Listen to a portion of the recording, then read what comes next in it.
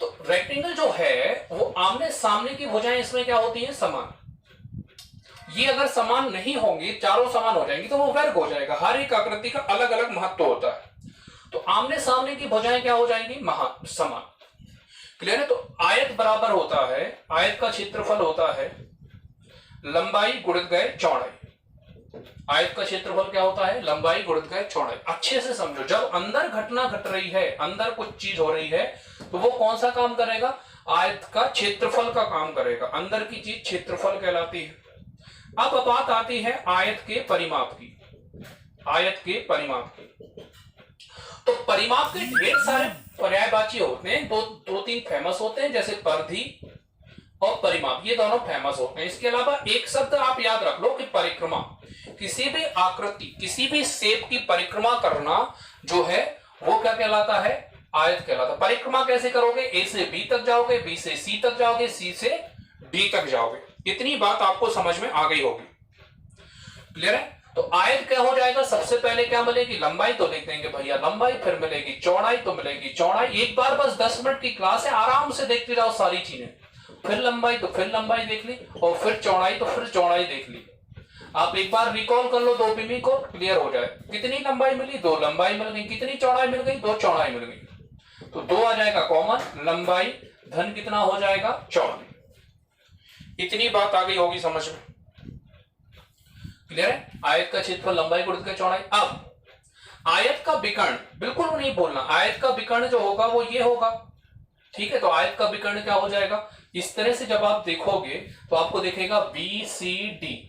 Clear है। ये विकर्ण मतलब क्या होता है, कर्ण। तो पाइथागोरस प्रमेय से विकर्ण का वर्ग बराबर लंब का वर्ग धन आधार का वर्ग, लंब का वर्ग धन आधार का वर्ग। क्लियर है। वर्ग हटेगा तो वर्गमूल लग जाएगा, तो लंब का वर्ग धन कितना हो जाएगा, आधार का वर्ग।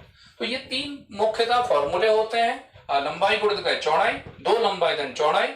विकर्ण बराबर होता है लंबाई का वर्ग धन चौड़ाई, लंबाई का वर्ग धन आधार का वर्ग। इतनी बात आगे समझ में। तो क्या हो गया आयत की बात। अब देखते हैं वर्ग। तो वर्ग में क्या होगी, भुजा भुजा भुजा और भुजा।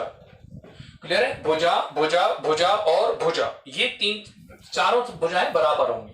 क्लियर है। तो जहां आयत में लंबाई गुणित गए चौड़ाई होता था, वहीं वर्ग का क्षेत्रफल क्या हो जाएगा, भुजा गुणित गए भुजा, भुजा गुणित गए भुजा।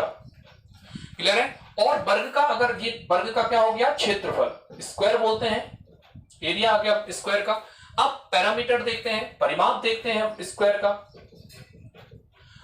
परिमाप क्या होगा, ध्यान से देखो। सबसे पहले भुजा मिली धन भुजा मिली, क्योंकि परिमाप मतलब होता है परिक्रमा। परिधि से ज्यादा याद रहेगा, मैं बार बार कर रहा हूं, परिक्रमा खूब किए हो भगवानों की। भुजा धन भुजा, तो कितनी भुजा हो जाएंगी, 4 भुजा। कितनी भुजा हो जाएंगी, 4 भुजा। तो ये क्षेत्रफल हो गया और ये क्या हो गया, परिमाप हो गया। आगे बढ़ते हैं, अब विकर्ण की बात करते हैं। तो विकर्ण क्या हो जाएगा भैया, इसमें लंबाई था चौड़ाई था, बेचारे के पास कुछ है नहीं, अपने पास भुजा ही है, तो भुजा का वर्ग धन भुजा का वर्ग। कितनी भुजा का वर्ग, 2 भुजा का वर्ग। जिसका वर्ग हो जाएगा वो कहां जाएगा, बाहर। तो लिखेंगे भुजा √2, भुजा √2,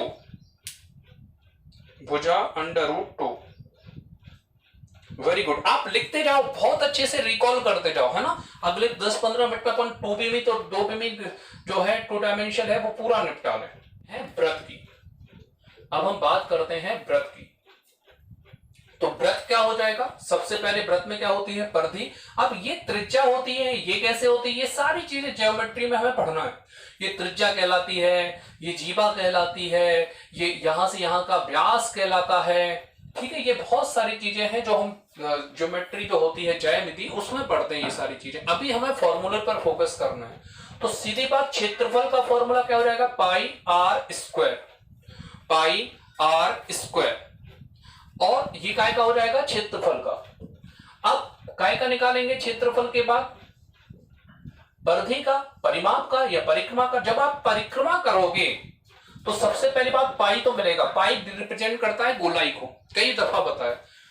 पाई और कितना पाई मिलेगा 2 पाई, क्योंकि इधर से तुम परिधि कर रहे हो, और क्या मिल जाएगा r, तो 2 पाई r, ये क्या हो जाएगा परिधि हो जाएगी। इसी तरह से इसमें व्यास होता है, तो व्यास कितना हो जाएगा 2r, व्यास कितना हो जाएगा 2r, क्लियर है, व्यास कितना हो जाएगा 2r। ये वृत्त का क्या हो गया क्षेत्रफल हो गया, ये वृत्त का क्या हो गया क्षेत्रफल, सेट कर जाओ।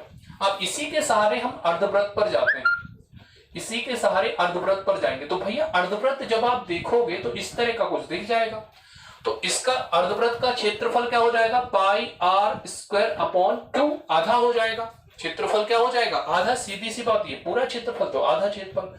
अब इसकी परिधि निकालेंगे, तो परिधि वेरी इंपॉर्टेंट है, 2 पाई आर में कितने का भाग दे देंगे 2 का, तो हमने भाग दिया तो आ गया पाई आर। अरे ये लाइन तो रह गई ना भाई, ये वाली आर से ये वाली आर, ये वाला आर तो ये वाला है, ये जो आर है वो ये वाला है, ये आर अभी बचा है, तो आर और आर कितना आर हो जाएगा 2r, क्योंकि मैं बता चुका हूं परिधि मतलब क्या होता है परिक्रमा, जब आप परिक्रमा करोगे तो पाई आर तो ये कहलाएगा, यहां से यहां तक की दूरी पाई आर, और फिर यहां से यहां तक चलोगे तो ये आएगा 2r, क्या आएगा समझ में 2r। वेरी गुड, लिखते जाओ इसी तरह से, वेरी गुड, इतना आ गया समझ में।